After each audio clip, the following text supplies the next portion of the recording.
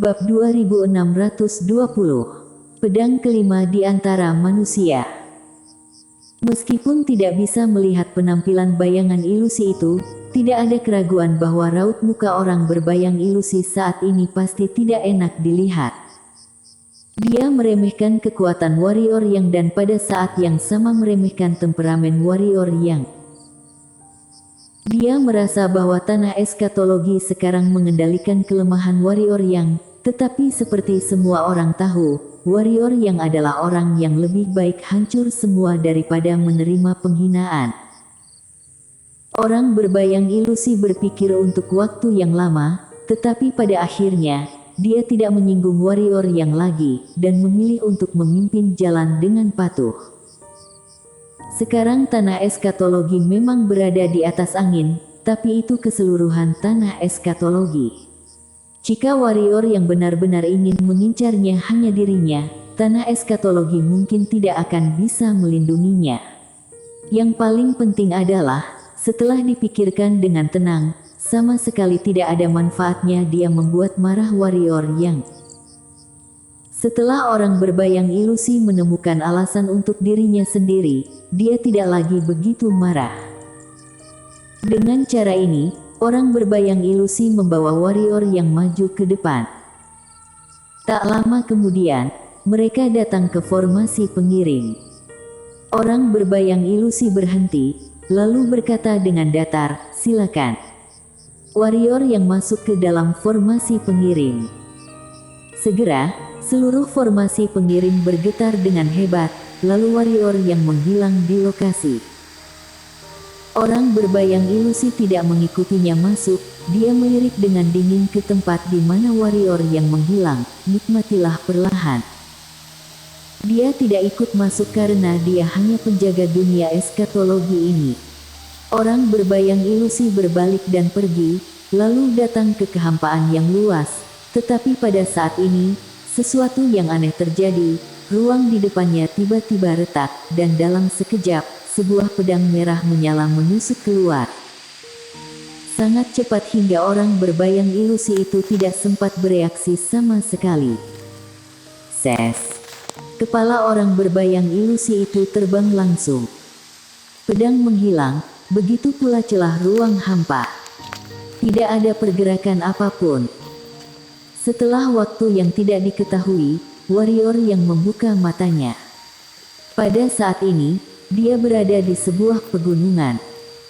Melihat sekeliling, ada gunung besar yang menjulang ke awan, tidak terlihat ujungnya.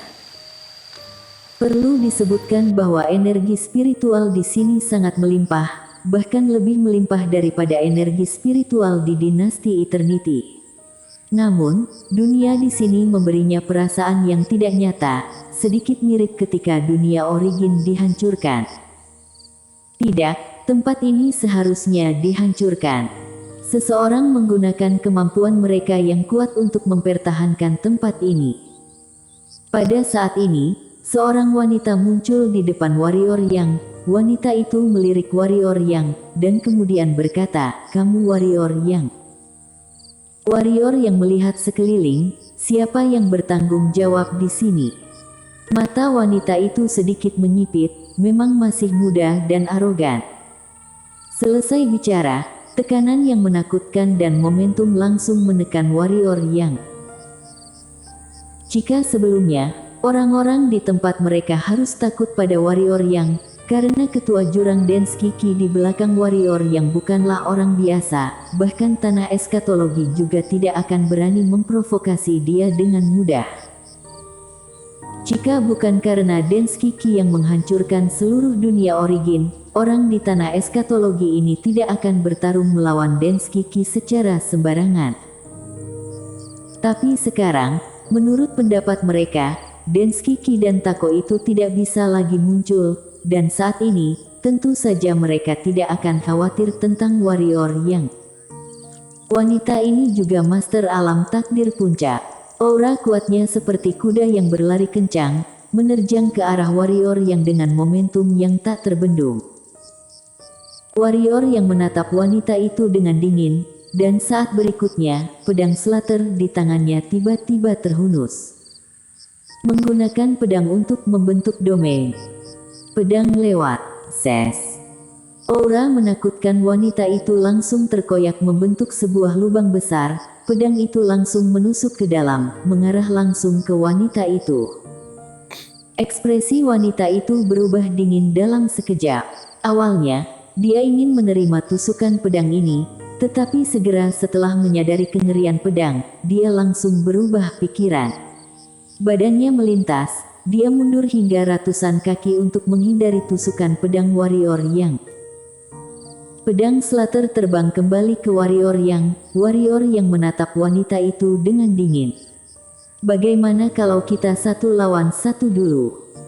Wanita itu hendak berbicara, tetapi pada saat ini, dia sepertinya merasakan sesuatu dan melirik ke kanan. Segera, dia menarik pandangannya dan menatap warrior yang lain kali saja. Kalau kamu ingin menyelamatkan orang-orangmu, ikuti saja aku. Setelah berbicara, dia berbalik dan berjalan ke arah tidak jauh. Warrior yang melihat sekeliling lagi dan mengikuti. Tanah eskatologi. Dia akan mengingatnya. Warrior yang mengikuti wanita itu ke perut gunung. Perut gunung ini dilubangi. Di dalam, itu seperti istana, tetapi tidak begitu mewah, seharusnya dikatakan agak kumuh. Ini juga hal yang normal. Orang-orang di tanah eskatologi adalah orang-orang top di dunia. Mereka tidak peduli dengan apa yang disebut kemakmuran dan kekayaan. Di mata mereka, kehidupan dan kebenaran adalah hal yang paling penting. Ada tangga batu panjang di dalam gua, dan setelah tangga batu adalah kursi emas. Saat ini, di sebelah kursi itu, berdiri seorang pria paruh baya. Itu adalah Tuan Jing. Tuan Jing melirik warrior yang, lalu berkata sambil tersenyum, hebat juga kamu, sudah mencapai alam takdir, luar biasa. Yah, jangan heran mengapa aku bisa melihat tingkatan alammu. Meskipun domain gandamu benar-benar menyembunyikan auramu, kamu tidak akan bisa menipu dunia ini. Oh, ngomong-ngomong, ada satu hal yang sangat penting yang seharusnya tidak kamu lupakan, kan? Warrior yang melirik Tuan Jing. Di mana temanku? Tuan Jing berkata sambil tersenyum, tenanglah, mereka semua masih hidup sekarang. Warrior yang berkata, lepaskan mereka. Tuan Jing menggelengkan kepalanya, maaf, tidak bisa. Tanpa mereka, bagaimana kamu bisa mendengarkan kami? Warrior yang memandang Tuan Jing tanpa berbicara. Tuan Jing berjalan menuruni anak tangga batu, lalu berkata, kamu seharusnya sudah melihat tempat ini juga. Tempat ini adalah tempat terakhir bagi kita orang, tanpa tempat ini, kita akan ketahuan oleh takdir langit dengan mudah. Kamu juga sudah melihat takdir langit itu, kami sama sekali tidak cukup untuk dilihat. Waktu itu kamu dan dua wanita itu menghancurkan dunia origin, sedangkan tanah eskatologi ini dibangun di atas asal dunia origin. Sekarang dunia origin dihancurkan, tempat ini juga akan segera hancur, jadi kami akan segera ketahuan takdir langit, bagaimana menurutmu? Warrior yang berkata dengan datar, bagaimana? Bukankah kamu sangat hebat? Lawan dia. Bunuh dia. Tuan Jing menatap warrior yang lama, lalu berkata sambil tersenyum, sepertinya kamu sedikit menyimpang. Kalau begitu, teman-temanmu mungkin harus menderita. Apakah kamu punya saudara dan teman? Tanya warrior yang tiba-tiba. Tuan Jing berkata sambil tersenyum, tidak ada lagi, tidak mudah bagiku untuk sampai di sini sekarang. Adapun teman dan kerabat pada masa itu, mereka telah lama menghilang. Jadi, kamu tidak dapat mengancamku, tentu saja, kamu juga tidak memiliki kekuatan untuk mengancamku. Warrior yang terkekeh, katakan, apa yang harus kulakukan? Tuan Jing sedikit mengangguk, pengertian juga kamu. Yang harus kamu lakukan sangat sederhana, gunakan leluhur spiritual untuk memperbaiki tempat ini. Bagaimanapun, kekuatan kami terbatas, kami tidak dapat benar-benar memperbaiki dunia ini, tetapi leluhur spiritual mungkin bisa.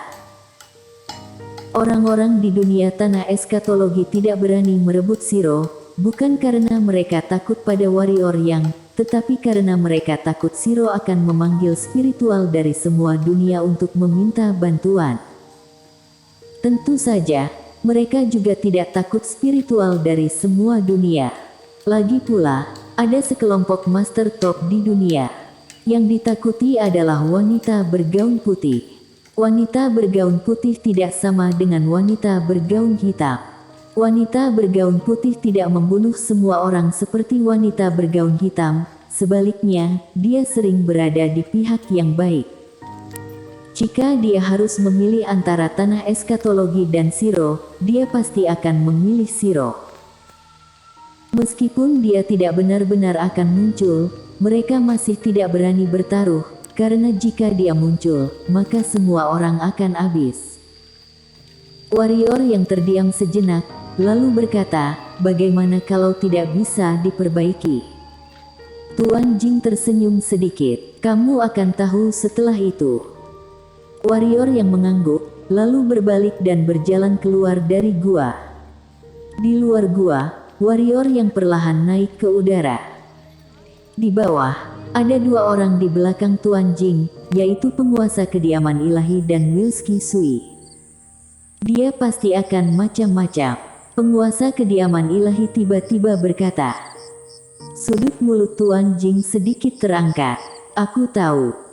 Wilski Sui berkata dengan datar, mari kita lihat trik apa yang akan dia mainkan. Tanpa Denski Ki dan Tako itu, datang 100 orang seperti dia pun tidak takut. Tuan Jing menggelengkan kepalanya dan tersenyum. Jangan pernah meremehkan musuhmu. Jika waktu itu kita meremehkan Tako, kita semua akan mati di dunia origin. Wilski Sui melirik warrior yang di udara, berkata sambil tersenyum, jika kita benar-benar meremehkannya, aku ingin melihat bantuan apa lagi yang dia miliki. Selain Denski Ki dan Tako serta Kaisar Huang itu, seluruh master puncak di ruang 3 dimensi puncak ada di sini. Mengenai penguasa kegelapan dan penguasa kehampaan, mereka sama sekali tidak punya alasan untuk mendukungnya. Tuan Jing berkata sambil tersenyum, kalau begitu mari kita tunggu dan lihat. Selesai bicara, ketiganya menatap warrior yang di udara. Di udara, warrior yang memanggil Shiro, Shiro mengusap pipi warrior yang dengan ringan, lalu dia melihat sekeliling, dan akhirnya, dia melihat ke arah warrior yang. Mata warrior yang perlahan tertutup, dia menunggu jawaban. Pada saat ini, Tuan Jing di bawah tiba-tiba berkata, kenapa kamu tidak akan mulai? Warrior yang mengabaikan Tuan Jing itu, dan pada saat ini, ekspresi Tuan Jing di bawah tiba-tiba berubah. Dia tiba-tiba mengangkat kepalanya untuk melihat warrior yang sambil mencibir, luar biasa, aku tertipu juga. Sayangnya, kamu terlalu meremehkan penguasa alam baka kami. Sambil mengatakan itu, dia menoleh untuk melihat penguasa kediaman ilahi yang ada di sampingnya. Saudara Senju, tolong ke sana sebentar. Senju mengangguk sedikit dan hendak pergi, tetapi pada saat ini, ruang di depan Senju tiba-tiba terbelah, dan saat berikutnya, sebuah pedang merah menyala menusuk keluar dari ruang. Wajah Senju berubah drastis. Namun, dia bereaksi sangat cepat, tombak hitam pekat muncul di tangannya di beberapa titik, dan dalam sekejap, tombak itu menusuk langsung ke pedang. Boom! Disertai dengan suara ledakan, Senju langsung terguncang hingga ribuan meter. Tuan Jing menoleh, tidak jauh, seorang orang tua berjubah polos datang perlahan dengan membawa pedang. Senju memandangi orang tua berbaju polos untuk waktu yang lama, tiba-tiba, seolah teringat akan sesuatu, pupil matanya tiba-tiba menyusut, pedang kelima di antara manusia, kamu adalah pedang yang tak terkalahkan, kamu masih hidup. Bersambung.